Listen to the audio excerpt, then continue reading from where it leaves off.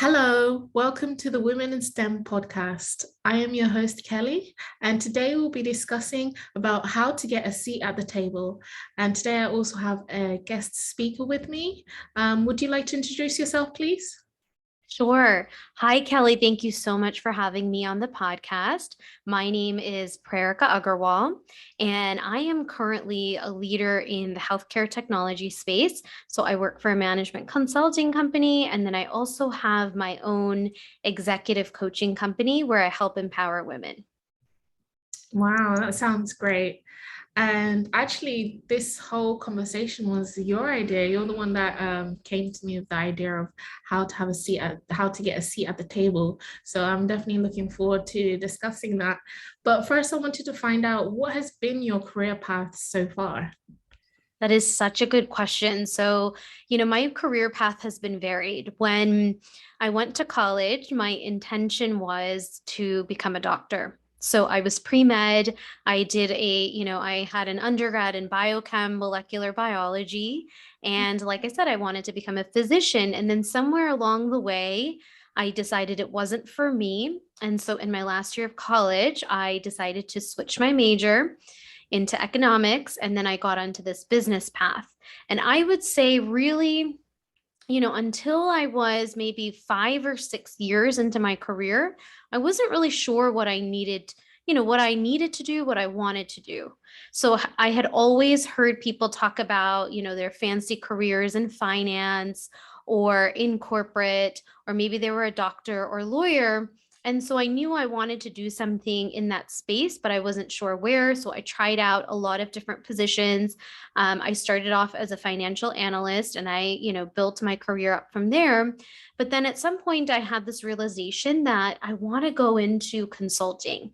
And the reason it happened is at one of my employers, we had these consultants come in, from one of the big four companies, and their job just seemed amazing because they really got to look at, A to Z, what these companies were doing, make recommendations, and these recommendations were really being taken to heart because sometimes when you're an employee, we all have our suggestions and things that, want to be improved, but the company may or may not take that into consideration. But with consulting, you're actually paying someone to do that, right? You're paying someone to improve your business. And so I decided in that moment that I wanted to be a consultant.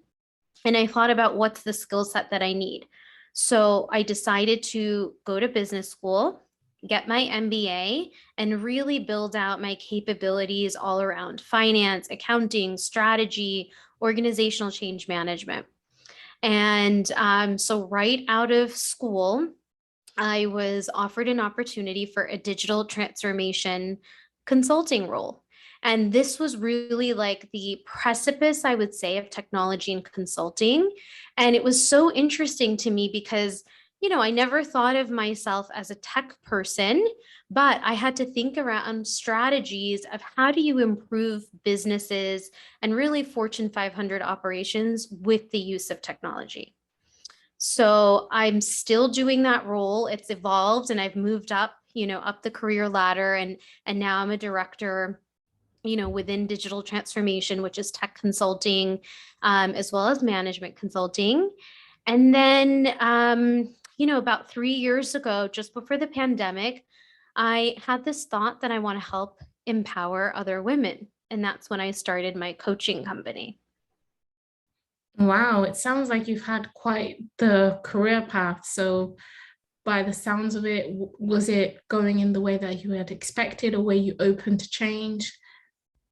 Yeah, that's a good question. I think some parts of it were as I expected, especially I would say post MBA. I was really focused on joining consulting, and that's the path that I'm on. But pre MBA, it really wasn't what I expected because I was in medicine and I was trying different things. And I would say the coaching piece of it was quite unexpected, right? I never thought about myself as a coach before I started my own company. But it's just something that came to me because I had received coaching about 6 years ago, and I still do. But that was the first time I received coaching, and it made such a huge difference in the way that I thought about myself, right? And in the results that I could create in my career and my personal life. And so I think that piece was really unexpected to me is, Prerika Agarwal becoming a life coach. Yeah, definitely. And I will definitely have to discuss later on a bit about you being a coach. I find that so interesting. And with regards to your career, what has been the biggest obstacles you've faced so far? Yeah. So, if we think about the topic here about getting a seat at the table, I think for women in general, and especially women of color, there's two main challenges. One can be that external challenge of, frankly speaking, in the corporate world, there are most of the team, most of the people in your company are going to be not like you, right? It's going to be a lot of men. Typically, they're not going to be people of color. And so already there's that little bit of that cultural difference. The way you communicate, the way you show up, all of those things are different, right? And that's the external barrier. And they may see you differently as well, right? I think we all have these unconscious biases, right? They're socioeconomic, it could be cultural, it could just be who you're used to seeing. But then we have our internal challenges as well, Kelly. And that's really what I am focused on. That's what I do in my coaching. That's what I do in my corporate life is sometimes we get intimidated because we think we can't have the seat at the table. And that's the messaging we're getting, right? It's difficult. It's really difficult to be a woman in technology. It's really difficult to be a woman in consulting and be a woman in STEM. And we get the messaging that it's really tough for people of color. So sometimes when we hear that, right, it makes it more difficult for us because we're like, this is going to be hard. This is going to be really difficult and I need to do something different. So I would say, for me, it's been learning that lesson and knowing that there's certain circumstances you can't change, but what can I change as an individual? Because yes, corporations need to have ownership of certain things, like having the right, diversity and inclusion programs, having the right training. But as an individual, I actually can impact my career path a lot and be in control. Wow, yes, I think definitely many of our listeners will be able to understand feeling like they're, being a woman of color, being in such industries can be such a big obstacle, and that can definitely make it feel even worse or make you feel like you have even more pressure. But I also wanted to ask you, when you say, how to get a seat at the table, what do you mean by that?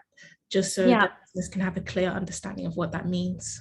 Yeah, such a great question. So, this is a term that you may or may not have heard, right, as a listener.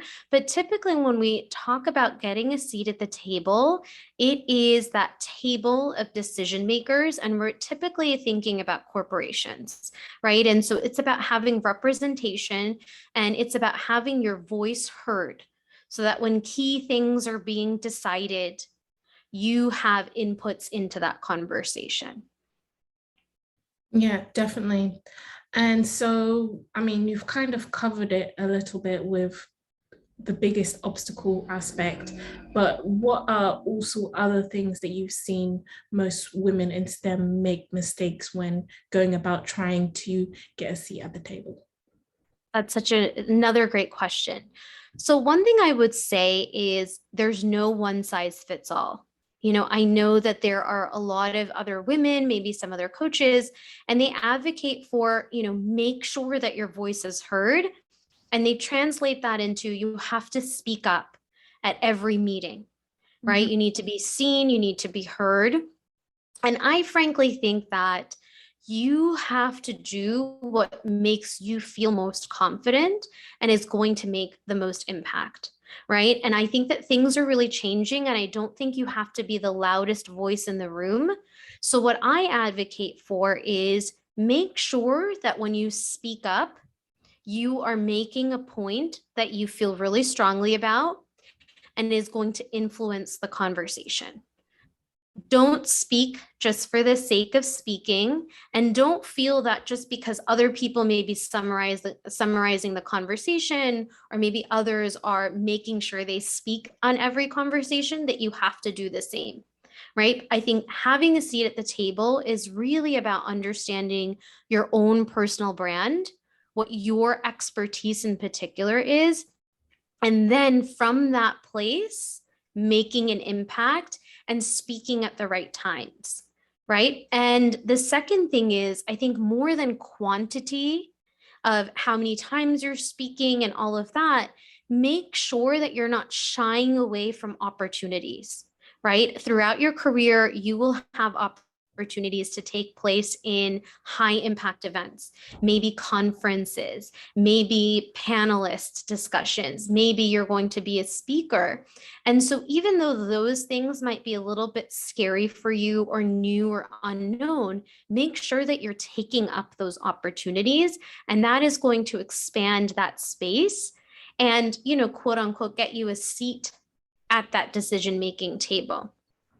The third thing that I would say is, because we're in this context of making decisions, don't be afraid to give your opinion and to decide one way or the other. I think a lot of times we have this tendency, and in coaching, we call this people pleasing, right? You want to be, well respected by your peers. And so you want to be agreeable. You want to say yes to everything that other people are saying. But oftentimes you're going to have to make that hard decision, and it may not be what everybody in the group is thinking. And it takes a lot of courage to do this. But if there's something, and again, you have to pick your battles, but if something doesn't feel like it's going in the right way and you have a different opinion, you should really take that time to express that opinion, back it up with all the facts and knowledge that you have, and be comfortable disagreeing. So those are the three big points I would say, Kelly, in terms of mistakes. And those are some great points. And with regards to getting a seat at the table, is there a particular point in one's career when they should be seeking to have a seat at the table? Would you still recommend this same advice for somebody that's early in their career or somebody that's been in their career longer? Is it the same process? Yeah, so I would say, depending on the career path that you're in and the industry you're in, really what I see as having a seat at the table is when you do start to have those really impactful conversations where, whether it's virtually or in person, you're sitting around the table and making a decision. And that time of when in your career that happens is going to vary, right? But I would also say there's no right time to start. If you feel like, even if it's been a year or two or less than that you've been in your career, but you have something to say, you can start seizing that opportunity. By the same token, if you've been in your career for 5 years, 10 years, and you still don't feel like it's appropriate for you to do so, you don't feel like you can speak up, you don't feel like you have that voice, I think that it's absolutely fine to hold off. But what I would say to you is ask yourself, question yourself a little bit in terms of what is making you uncomfortable. And going back to what I opened up with, right? Is it something about your external environment? Is it not a place where you feel that your voice can be heard, even though you have something to say? Or is it the second piece where maybe, despite the time in your career, maybe you're not feeling as confident about things. Maybe you have that imposter syndrome coming in. And so I encourage you, think about what that is so that you can go ahead and solve that problem and that challenge if that's something that you want to do, right? And so really take a look and see, is it about building your confidence? Is it about building your skill that maybe you've been there for a long time, but you still don't feel skilled enough? Or is it about the environment? And either of those things are things that you can change. And so when I think about changing your environment, what I mean is you can absolutely make a decision to leave an environment that doesn't feel like it's supportive and is not allowing you to have a seat at the table. And that basically leads into my next question. What should one do if they're in a company and they are not giving them the opportunity to have a seat at the table? They're not feeling like their voice is being heard. They're not feeling like they're able to have the impact that they want to do. So here is what I recommend, right? Really question yourself on whether you have tried and if it is really, a case where maybe you've held yourself back, or whether it's, actually the environment, right? And if you decide that it's the environment, what I recommend to people is, there is no glory in suffering. You do not have to stay in a career and a role that is making you miserable, where you don't feel seen, where you don't feel heard, right? It doesn't matter if it's been 6 months, if it's been a year that you've been there, if it's been a day that you've been in that role. If it's not working for you, make a decision and move on. But what I do recommend is that during that time, if you decide to move on, do a little bit of introspection so that the next time around, you have the tools to choose the right opportunity for you and to do a little bit more of your homework and research so that you are going into a culture and environment that's supportive, right? We all make mistakes. I don't think it's your fault. I'm not saying that, but I think there are things that we can do as job seekers to influence and be more sure of the companies that we choose. Because remember, the interview process, it's two ways. We want to make sure that just as much as we want that company to like us and see us and choose us and make an offer, we're doing the same with that company. You want to make sure the company values align.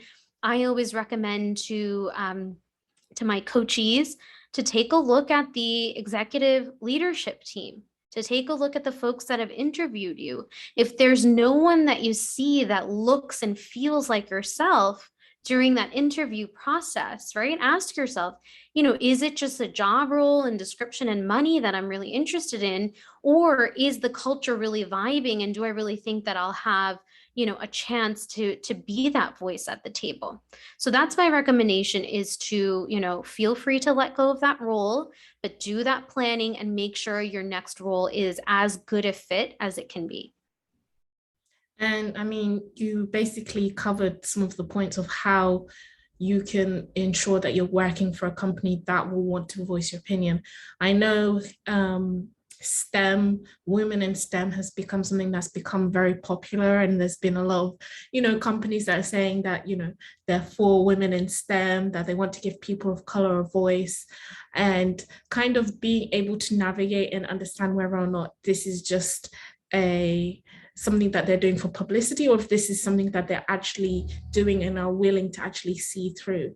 So within like your personal career and you getting a seat at the table, how have you been able to differentiate when it's been, a company just wanting to do that for PR purposes rather than them wanting to do it for actual change?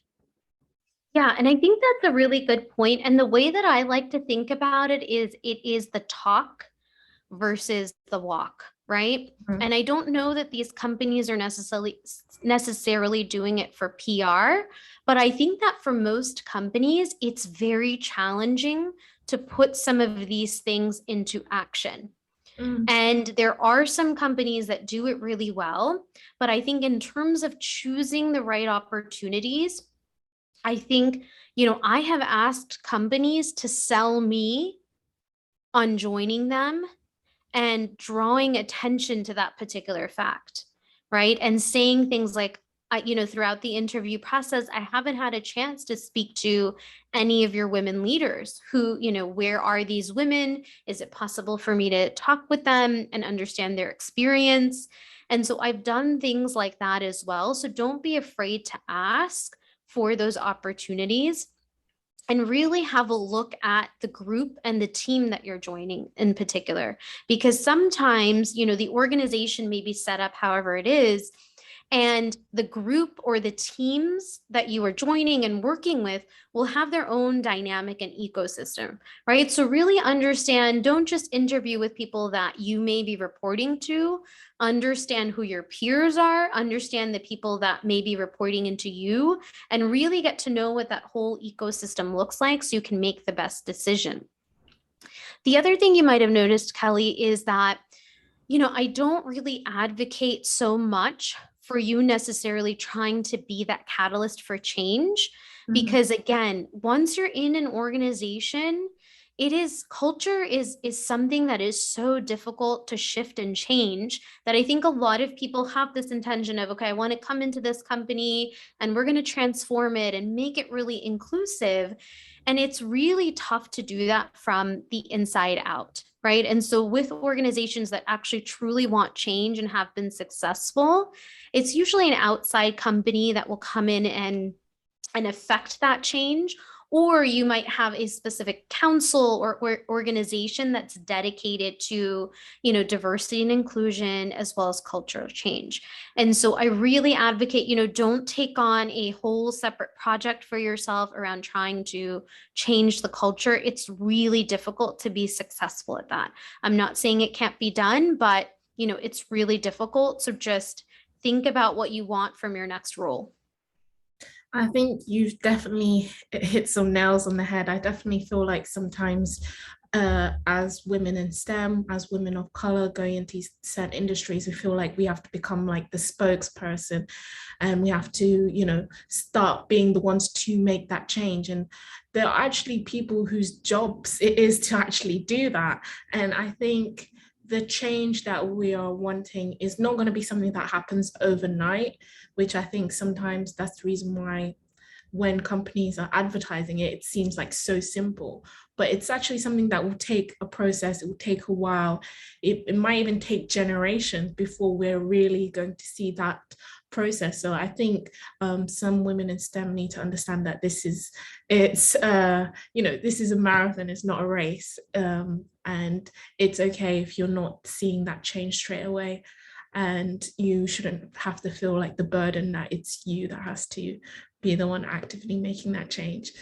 And with regards to getting a seat at the table, having the confidence to give your opinion and making your voice known, was there any resources that you used or any key advice throughout your career that's helped you to gain that confidence? Sure. So the biggest, there's a couple of things that I did, but I would say the biggest thing that I did was, again, work on my self-concept and my self-belief, right? What do I think of myself? How do I view myself? And what is that? Who is that woman?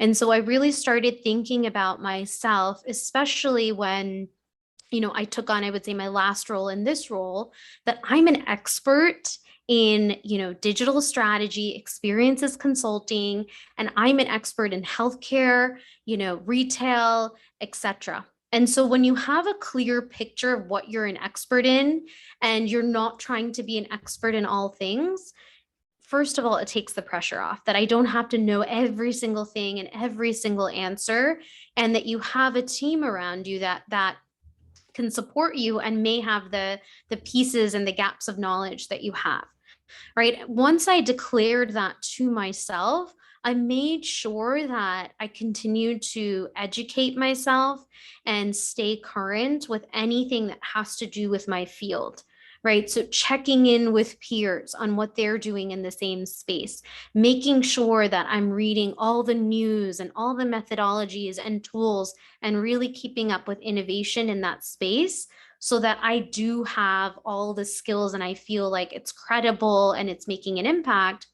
And then the third thing is just all around being confident in who you are and knowing that you have something valuable to say. And a lot of that work and self-confidence came from self-coaching, as well as having coaches around me, but then also having mentors. So I really recommend that you seek out mentors in your same space, whether they work at your company or whether it is like an industry, organization that you're part of, but somebody who's in that space, who's maybe further along their journey and can share with you what's important. And it's a little bit of like a check to say, okay, you've been successful, you're here now, what do you do next? And I think all of those things are going to really strengthen your personal brand, and that is what helps you stay at the table, get a seat at the table, and then once you're there, make an impact and an impression. And I know you've touched on it a couple of times already, but you've said that you received coaching and you're also now a coach. So, can you talk about a bit about your experience of receiving coaching and then what it was like for you then to become one? Sure, sure. So I started my coaching journey about 6 years ago. That was the first time I received coaching. And I started off with leadership and personal development coaching. There's an organization called Landmark. They do it kind of workshop style where you've got a lot of people in the room coaching with you. And, I have to say one thing in the beginning. I was actually really, really resistant to coaching because I felt like I've already got a fantastic career. I have an MBA. I know what I'm doing. I'm a really confident woman. But the thing with coaching is that coaching helps you see all of the areas that you may not know are holding you back, right? That is the thing, is that you don't know what you don't know. And you think, okay, you've made it this far and you've done so well, and that's good enough. Mhm. But with coaching, it's about kind of like 5xing your growth or 10xing your growth, because you're able to identify just certain little things that you're holding back on. So I'll give you an example actually just from, this past 2.5 years. And I've had coaches since then. I have a coach now. And I noticed that I wasn't showing up, Kelly, on video. So since the pandemic, and we moved to this video conferencing model. And prior to that, any calls that I would have would be video off. And then I would go and meet my clients or my team in person and travel out. And I had no time, no problem meeting people in person, but I always would have my camera off, over the last 2 years or 2.5 years since the pandemic started. And my coach is the one that pointed it out of, why do I feel like I have to keep my camera off? And what is that piece? Do I feel not good enough? Is there, something that I'm being distracted by? Is it just, that I don't want to be seen? I only want to be heard. And so I had to really take a look at something like that of, how is that impacting my leadership if I don't want to come on camera and people can't really see my face or understand the passion when I'm speaking about something. And so that is, that's how I see coaching. And that's how coaching has been beneficial to me, is to see all the things that I didn't realize were making an impact. And then what led you to want to become a coach and how has that impacted your life?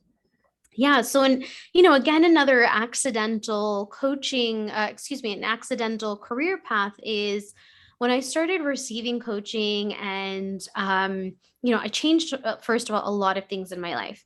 I was living in New York City. That's where I'm from. I decided to move to Washington, D.C. And I really started evaluating every area of my life, how I was eating, my health, my career, what was my goal? How quickly did I want to move up through the ranks? The salary I wanted. And I realized that once I was setting these goals, I was able to get to them so quickly. I started making more money and being successful. And so a lot of women within the companies that I worked in would come to me for, mentoring and support of, how do you become a leader? What should I be doing? And I found myself giving them the same type of advice of how to move up. And I decided, I don't want to limit this to just being a mentor for my company. I want to help as many women as possible.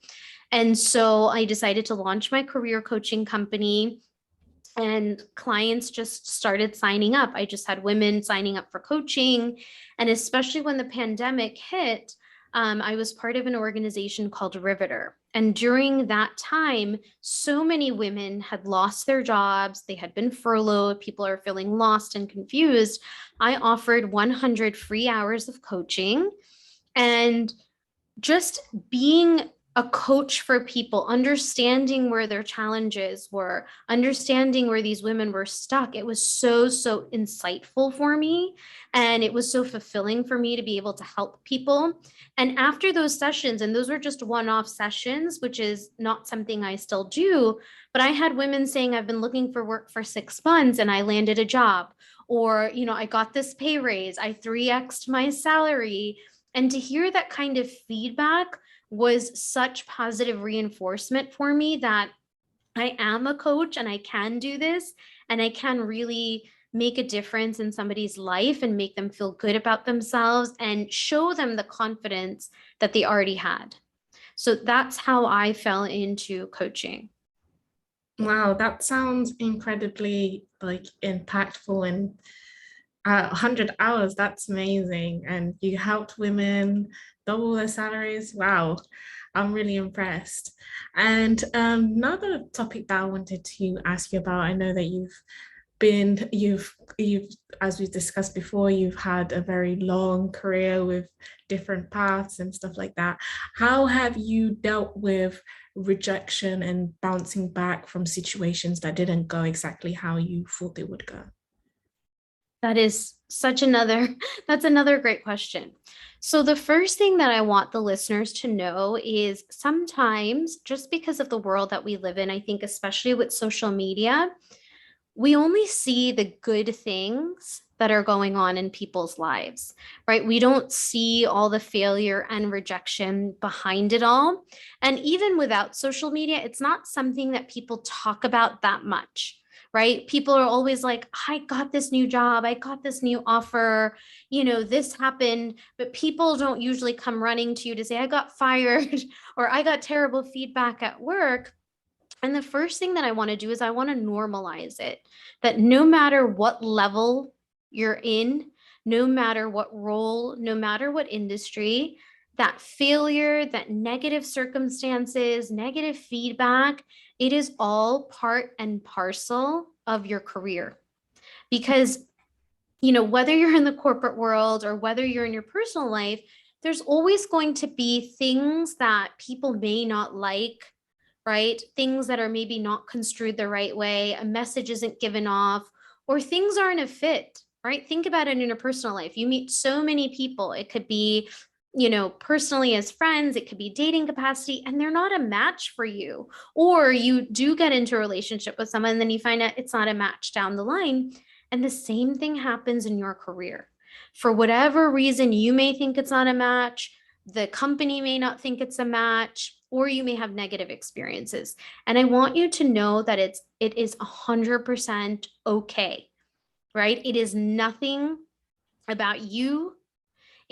Does not mean that you're a failure. It does not mean anything bad. It's super, super normal, right? So that's one thing that I want you to know. Now, in terms of rejection specifically, right? I think this is more about like applying to opportunities, or not getting, applying for like a promotion and not getting it is, allow yourself to feel down and bad. It's okay. But then once that lifts and you're feeling okay again, evaluate, see what you can learn. Think about it if you're applying to jobs. Maybe is it not the right type of job for you? Maybe it's that your branding and the way you're presenting yourself is not a match for the roles that you're selecting. Maybe it's about your strategy. A lot of people are doing the same thing. They're just applying nonstop to LinkedIn jobs and it's not working for them.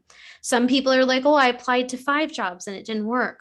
So think about it. Is it around your branding? Is it about the application process? Or maybe you're applying and you're getting interviews, but then you're not getting the offer. So you need to look at the process that you're doing end to end, look at your strategy, look at your action, and look at your mindset as well. Do not forget to look at the way you're thinking about things. Because if you're going into the job market and you're saying, oh, I'm too old to make a change and go into technology and it's never going to work for me, that's going to affect the way that you're taking action, whether you think it or not. Right? It's going to come across in your resume. It's going to come across in the way you speak about yourself and how you position yourself. So take a look at all of those things and use it as a learning point so that the rejection and the failure has a purpose, that it's not just something that happened and you weren't able to learn from it and use that to create success. I think those were some great points, and I love the way that I read a quote recently and it said, comparison is the thief of joy. And, I think we're definitely living in an age with social media where people are comparing themselves a lot and definitely only seeing the highlights, and that can definitely impact people's mental health. So I wanted to know if you had any advice with just regards to mental health and just to, not feel like you have the weight of the whole world on you just because you are a woman in STEM or you're a woman of color working in the industry. Yeah, I would say don't be afraid to get support. And that could look like so many different things for so many people. But Mhm. I would say don't feel like you're alone. And that support could be, literally joining a talk on Clubhouse.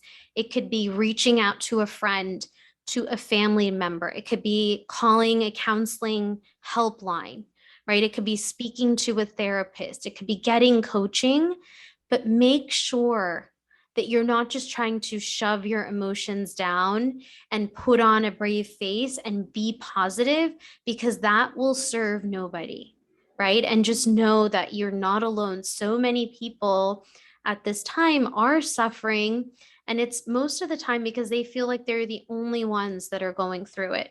And I want you to know that that is not the case. There are so many people available to support you. It's just that they may not know that you're going through something.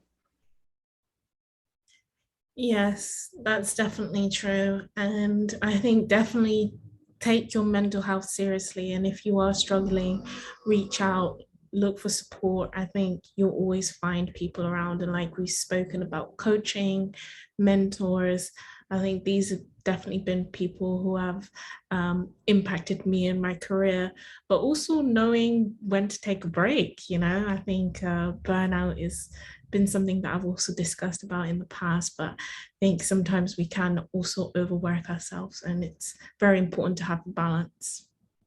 Absolutely. And on the flip side of it, Kelly, I would say that if you, as a person, as a human being, have capacity, if you're doing well, if you're available, right, don't hesitate to reach out and check in on your friends and your family. Just send that text message, ask people, are they doing okay? Is there anything you can do? And you never know like what a difference it can make to just reach out to someone. So that's something that I like to do regularly.